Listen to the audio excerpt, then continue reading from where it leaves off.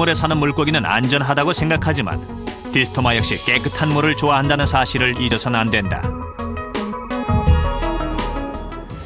그렇다면 실제로 민물고기에는 얼마나 많은 디스토마가 살고 있을까? 잉어과에 속하는 흔한 민물고기 중 하나인 참붕어를 살펴봤다. 먼저 물고기를 잘게 분해한 다음 현미경으로 감염 여부를 확인했다. 물고기의 비늘과 살 속에서 유충의 형태로 기생하는 디스토마. 놀랍게도 8cm 정도의 작은 참붕어 한 마리에서 검출된 디스토마 유충의 수는 무려 300여 개. 얇은 막에 둘러싸여 있는 디스토마 유충들이 체내에 들어오면서 성충으로 성장한다. 앞부분은 뾰족하고 뒷부분은 둥근 모양의 버드나무 잎 형태를 띠는데 성충으로 자라면 1cm 정도의 길이가 된다. 디스토마는 입과 배에 입처럼 보이는 두 개의 흡판이 있고 자궁과 고환을 동시에 갖고 있어 혼자서도 번식이 가능하다. 하지만 디스토마는 두 마리가 짝을 지어 산다. 열성 유전을 예방하기 위한 방책. 그만큼 디스토마는 끈질기고 번식력은 왕성하다. 물고기를 통해 체내로 들어온 유충은 위를 통과해 십이지장에 이르러 보호막 기능을 하던 껍질을 벗고 성충으로 탈피한다.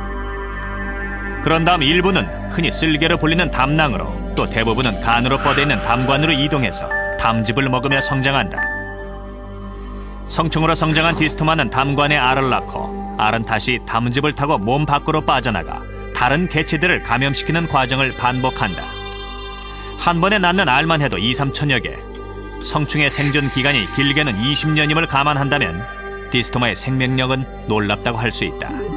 담낭이나 담도 간 내에 이렇게 기생할 때에 일단 염증을 일으킵니다. 염증을 일으키다가 그 염증 때문에 이제 통증도 느끼고 뭐 오한도 날 수 있고 또 배속이 아프기도 하고 근지러운 느낌도 들고 이렇게 지나다가 그게 이제 죽어가지고 돌이 맹그러지면은 슬김을 내려가는 길 막으니까 이제 그때부터 통증이 생기죠. 그렇다면 감염된 디스토마는 체내에서 어떤 식으로 기생하는 것일까? 디스토마에 감염된 실험용 햄스터를 해부해서 살펴보기로 했다. 12지장과 연결된 총수 담관에서만 20마리 이상의 디스토마 성충이 발견됐다. 총수 담관. 요 작은 담관 안에 많이 들어있어요. 지금은 뭐 담관. 예, 총수 담관에서만 지금 꺼낸 게 이것들이거든요. 민물고기를 반복해서 먹으면 감염된 성충의 수는 많아지고 성충의 수가 많을수록 또 감염 기간이 길수록 위험은 커지는 것이다. 성충이라고 봐도 이제 반이 아니죠. 유병률도 높고. 그렇다면 이렇게 감염된 디스토마는 인체에 어떤 증상을 가져올까? 담석증으로 입원한 박지숙 씨. 디스토마 감염을 방치한 것이 원인이었다. 디스토마가 원인인 담석은 담관에 생기는 경우가 많고 약도 잘 듣지 않아 대부분 수술을 해야 한다. 아파. 아유, 막 참는데 이걸 해놔가지고 어찌까지 참는데 아우 못 참겠어요. 이제는 낫게 해드릴게요. 간에 생긴 담석은 일부 간을 잘라내기도 하지만 담석이 흩어져 있는 경우는 내시경을 이용한다. 담도에 생긴 담석은 담도염이나 간경화를 유발하기 때문에 발견 즉시 제거해야 한다. 담도에서 발견된 돌은 갈색을 띠는 갈색석. 담석은 고지방 식이로 인한 콜레스테롤석과 간질환이 원인인 흑색석, 디스토마 같은 기생충 감염으로 나타나는 갈색석으로 나뉜다. 최근에는 콜레스테롤 담석이 증가 추세지만 여전히 갈색석이 차지하는 비율은 높은 편이다. 그렇다면 몸 안에 돌이 만들어지는 이유는 무엇일까? 담즙이 흘러내리면서 찌꺼기들이 디스토마에 엉겨 붙으면서 덩어리가 생기는 것. 디스토마가 돌을 응집시키는 일종의 핵으로 작용하는 것이다.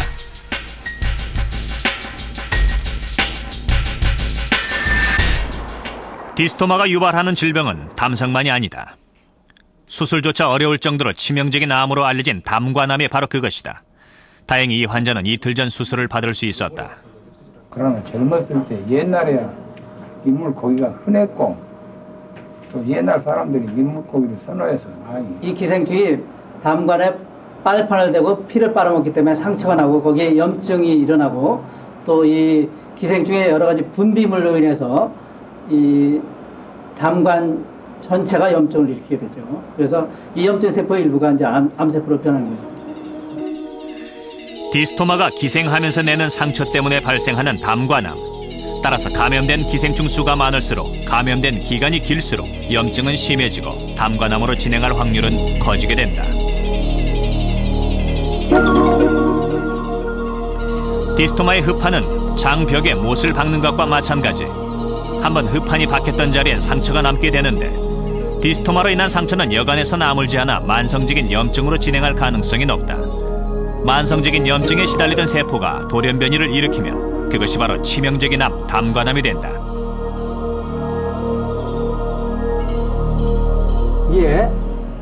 여기에 암이 생기고 담관 전체가, 간 속에 있는 담관 전체가 늘어나서 이렇게 굉장히 빡빡하게 늘어나는 것, 이것이 다 간흡증증이 살았던 자리입니다. 일반 담관암에 비해 디스토마로 인한 담관암은 담관 가지들이 팽창해 있다. 이렇게 담관암 환자의 35%가 디스토마 감염자일 정도로 디스토마는 담관암의 주요 원인이다. 간 속에 있는 담관암을 수술해서 찍어놓은 사진입니다. 이거 담관 속에 간흡증이 하나 박혀 있는 겁니다. 담낭에 디스토마가 감염된 경우도 마찬가지.